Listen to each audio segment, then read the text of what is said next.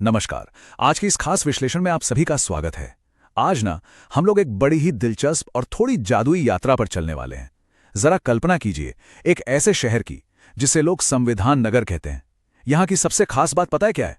यहाँ हर धर्म, हर भाषा के लोग बिल्कुल मिलजुल कर पूरे प्यार से रहते हैं।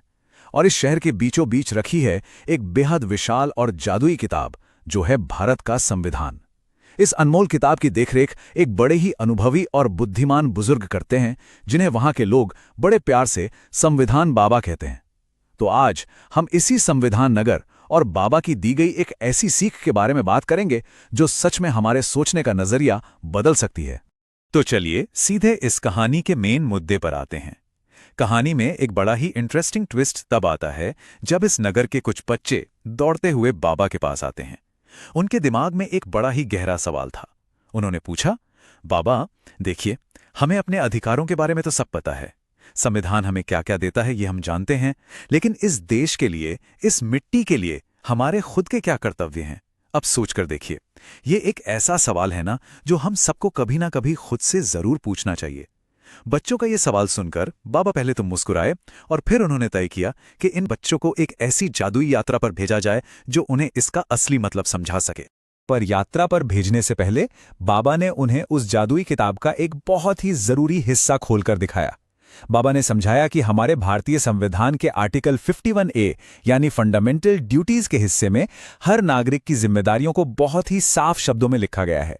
और दोस्तों, ये सिर्फ किताबी नियम नहीं है, ये वो जिम्मेदारियां हैं जिन्हें निभाना हमारा फर्ज है।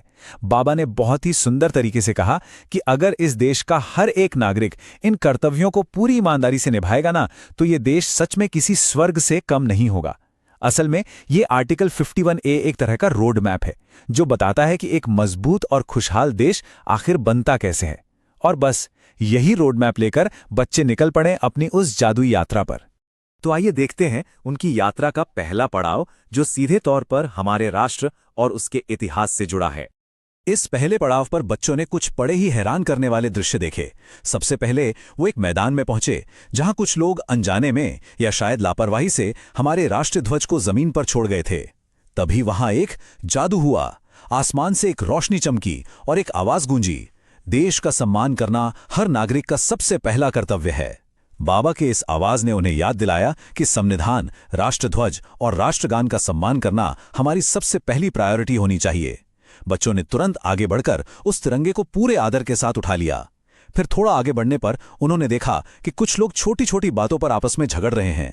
तभी दीवारों पर लगी महात्मा गांधी, भगत सिंह और सुभाष चंद्र बोस की तस्वीरें अचानक जिंदा हो उठीं। उन महान स्वतंत्रता सेनानियों ने पूछा, भाई, हमने देश को जोड़ने के लिए अपनी जान दी थी, तो आज हम लोग नफरत क्यों फैला रहे हैं?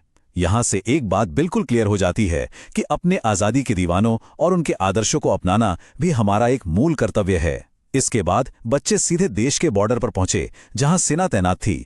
वहीं उन्हें एक बाढ़ का दृश्य भी दिखा, जहां सेना और आम जनता कंधे से कंधा मिलाकर एक दूसरे की जान बचा रहे थे। इन घटनाओं ने सिखाया कि भारत की एकता, अखंडता की रक्षा करना और किसी भी मुसीबत के वक्त देश के काम आना, यह सिर्फ सेना का काम नहीं है, यह हम सबकी जिम्मेदारी है। अब बढ़ते हैं आगे और समझते हैं समाज, संस्कृति और हमारे पर्यावरण से जुड़ी जिम्मेदारियों को। यात्रा के इस दूसरे हिस्से में बच्चे एक ऐसे गांव में पहुंचे जहां धर्म और जाति के नाम पर काफी झगड़े हो रहे थे। उस भीड़ के बीच एक छोटी सी बच्ची रोते हुए खड़ी थी और उसने बड़ी मासूमियत से सिर्फ एक सवाल पूछा, क्या हम सब भारतीय नहीं हैं? उस एक लाइन ने वहां सबको शर्मिंदा कर दिया। दोस्तों, ये हमें सिखाता है कि सभी नागरिकों के बीच भाईचारा बनाए रखना और महिलाओं का सम्मान करना हमारा कितना बड़ा कर्तव्य है। इसके बाद जब वो थोड़ा आगे गए तो उन्हें पुराने मंदिर, मस्जिद, गुरुद्वारे और कला केंद्र दिखे। वहां एक कलाकार ने बताया कि भारत की मिलीजुली संस्कृति ही तो हमारी सबसे बड़ी पहचान है। अपनी इस अनमोल विरासत और संस्कृति को बचाना किसका काम है? हमारा ही तो है। और फिर आया शायद सबसे ज्यादा इमोशनल कर देने वाला दृश्य। बच्चों ने देखा कि नदियां मैली हो रही हैं, पेड़ धड़ल्ले से काटे जा रहे हैं। तभी वहां एक घायल पक्षी ने इंसानी आवाज में कहा, देखो, अगर प्रकृति नहीं बचेगी ना, तो इंसान भी जिंदा नहीं रहेगा। ये सुनते ही बच्चों ने वहां पेड़ लगाने और नदी साफ करने का काम शुरू कर दिया। ये याद दिलाता है कि जंगल, नदियां और वन्य जीवों की रक्षा करना ये सिर्फ सरकार पर छोड़ देने वाली बात नहीं है, ये हमारा फर्ज है। चलिए अब इस यात्रा के आखिरी हिस्से की तरफ चलते हैं, जो देश की प्रगति, संपत्ति और शिक्षा पर आधारित है।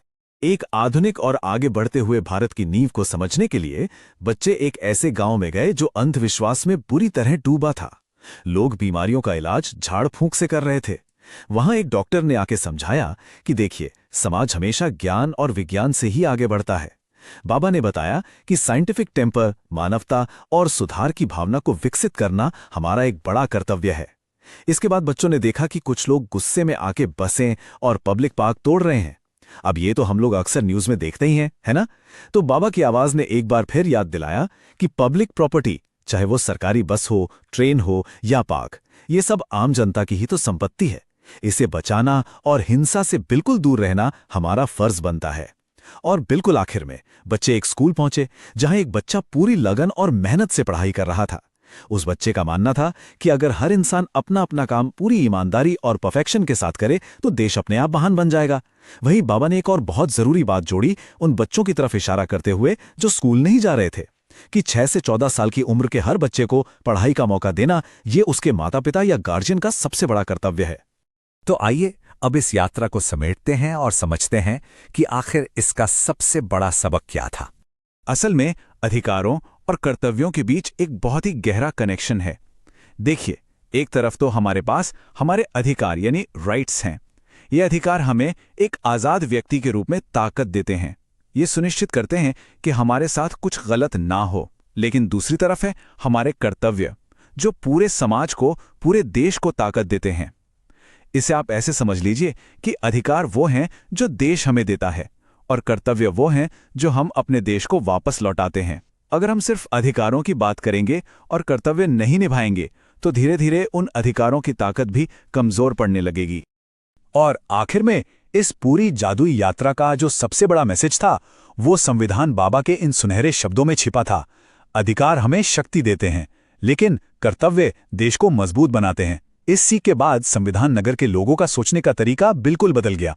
वो समझ गए कि सिर्फ अपने हक के लिए आवाज उठाना काफी नहीं है, अपने फर्ज को निभाना भी उतना ही जरूरी है। और देखते ही देखते इसी बदलाव के कारण संविधान नगर पूरे भारत के लिए एक मिसाल बन गया। अब यह कहानी हमें भी एक बहुत बड़ा सवाल देकर जाती है।